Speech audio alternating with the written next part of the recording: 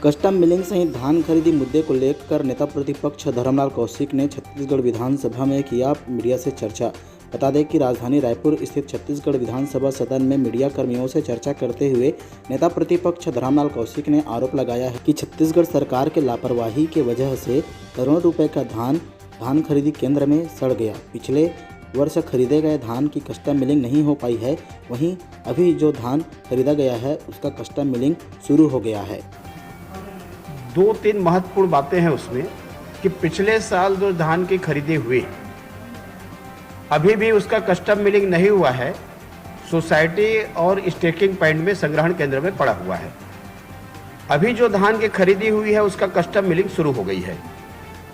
प्रश्न यह है कि पिछले समय के धान की कस्टम मिलिंग आखिर शुरू क्यों नहीं हो पा रही है, और शुरू नहीं हो पाने का कारण है कि उसमें चावल है नहीं, लगभग धान सड़ गया है। सड़ने के बाद में उसके जो कितने का नुकसान हुआ, कितने की क्षति हुई है, इस बात को मंत्री जी से बार बार जानना चाह रहे हैं, लेकिन मंत्री जी का जवाब उसमें आ नहीं रहा है। अब जो ये प्रश्न किया गया कि टोटल जो राइस मिलर है उनका भुगतान हुआ कि नहीं हुआ, उनका जो कितना टोटल खर्च उसमें आता है और कितना उनको भुगतान होना चाहिए, वास्तविक में सामान्य प्रश्न है, लेकिन उस प्रश्न का भी जवाब नहीं आ पा रहा है। और जिस प्रकार से इस सरकार के नीति के कारण में जो पूरे प्रदेश में धान पिछले समय का सड़ना, कस्टम मिलिंग समय पर नहीं होना, समय पर डीओ नहीं कटना और आरोप केवल इनका लगाना, इस बात को लेकर के सत्ता पक्ष के सदस्य, प्रतिपक्ष के सदस्य और सभी लोग जानना चाहते हैं। और इसलिए हम लोगों ने अध्यक्ष जी से मांग भी किया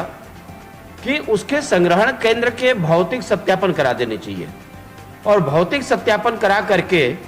कि वास्तविक में उसमें कितना नुकसान हुआ है, कितना मिलिंग करने लायक है, नहीं है, इस बात की सत्यापन में स्पष्ट दिखाई हो जाएगी कि कितना नुकसान हुआ है, कितना नहीं हुआ है।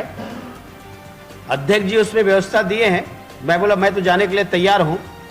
तो बोले कि किसी संग्रहण केंद्र का भौतिक सत्यापन कराना चाहते हैं तो करा लेना चाहिए करके, उसमें अपन देखेंगे आगे। लेकिन जिस प्रकार से सरकार के द्वारा ये जो राष्ट्रीय क्षति पहुंचाई जा रही है, प्रदेश के लिए पूरे चिंता का विषय है। और मैंने पहले ही कहा कि ये अन्न का भी अपमान है और किसानों का भी अपमान है, लेकिन जवाब नहीं आने के कारण में हम लोग श्रीरतन जी के जो प्रश्न में बहिर्गमन किए कि मंत्री जी का जवाब अंततः नहीं आया, और आज लगभग सभी प्रश्नों में लगभग वही स्थिति रही है।